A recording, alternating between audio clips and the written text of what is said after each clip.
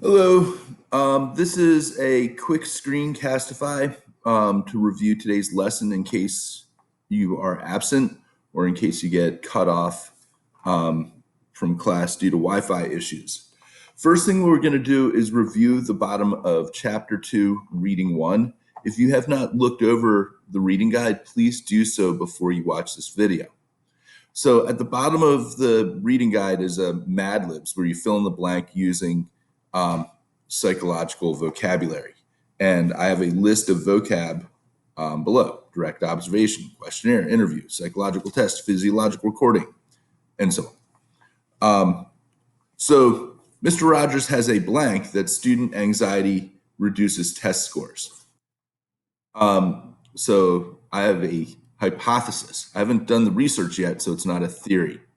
He uses two measurements to gauge student anxiety during the test. Students are asked to wear a heart rate monitor during the test to establish a blank of their body's response to stress. So if you're measuring the body's reaction to something, you're using a physiological recording. So when people feel anxiety, their heart rate goes up. That is a physiological measurement of stress. So now I'm defining stress as increased heart rate. After the test, comma, students answer a blank to determine their perception of how difficult the test was. So if you're doing a pen and paper assessment, it's a survey. Um, so they're not, so they're basically judging how much stress they felt. So that's a self-reported inventory or a survey or a questionnaire. In essence, the blank of anxiety for the study is increased heart rate during the test combined with a high score indicating that the students felt that the test was difficult. So we're using two measurements to identify or define stress in the study. So the operational definition is increased heart rate along with self perception of the difficulty of the test. Mr. Rogers then blanked the students who scored high in these two measurements. So I would probably go back and interview the students and ask them about their academic history.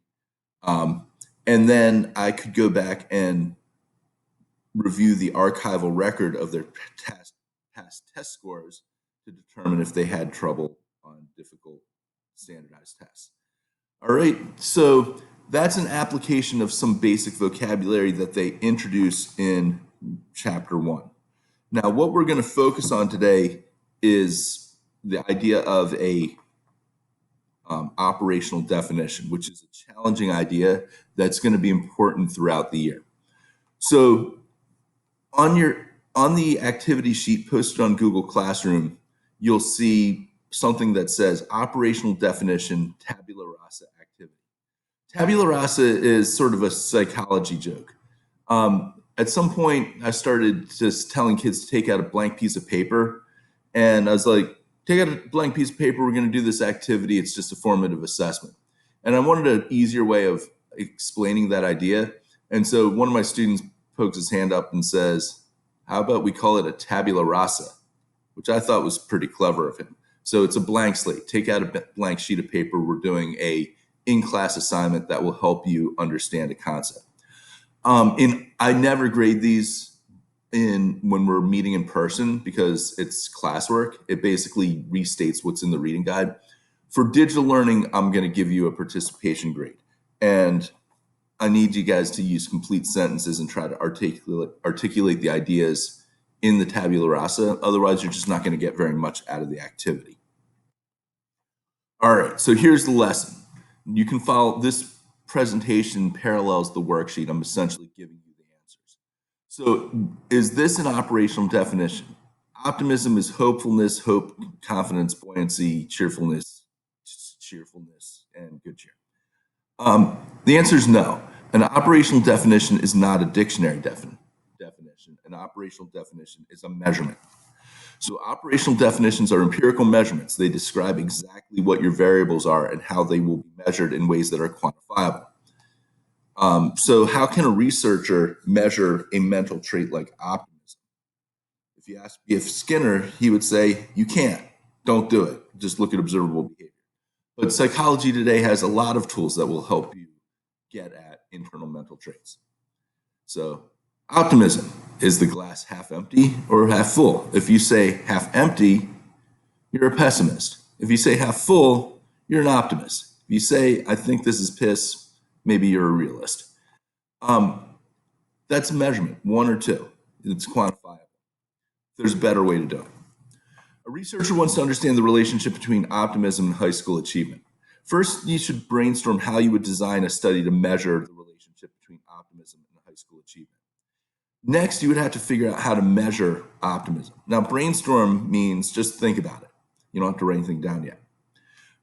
Next, you have to figure out how you're going to measure optimism.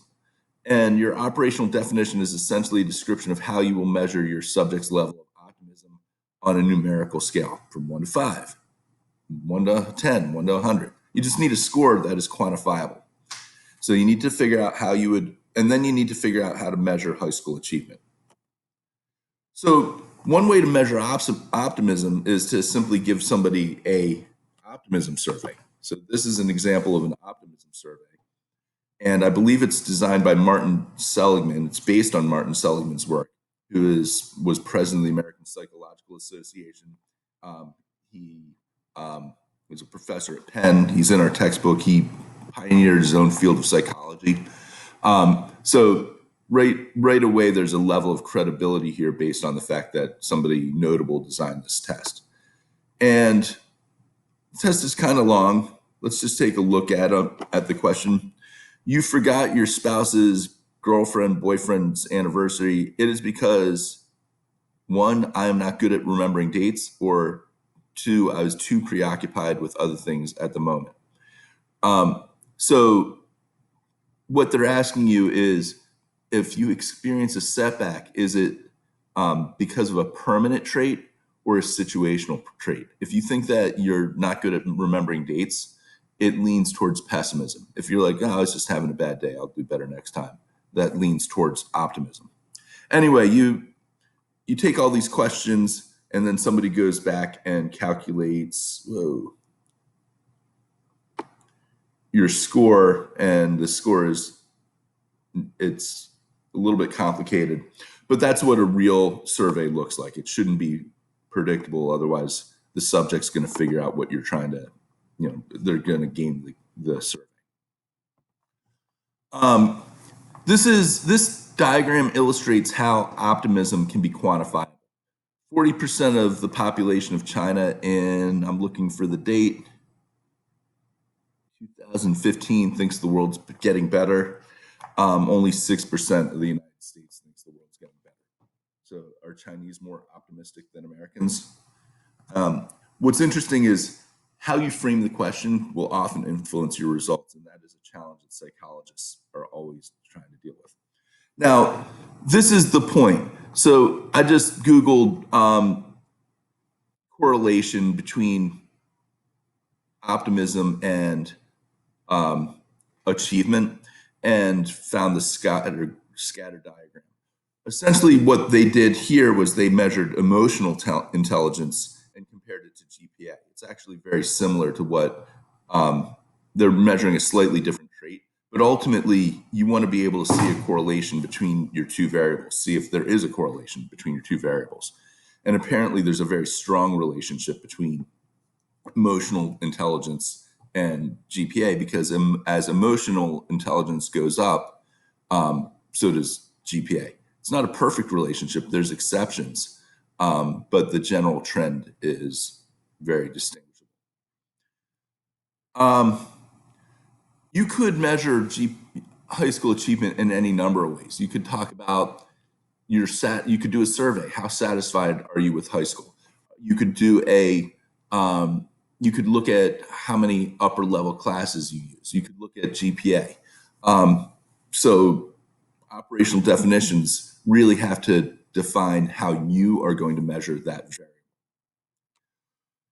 variable. There's another question about sleep deprivation. So take a minute and do that on your own, and then come back to me.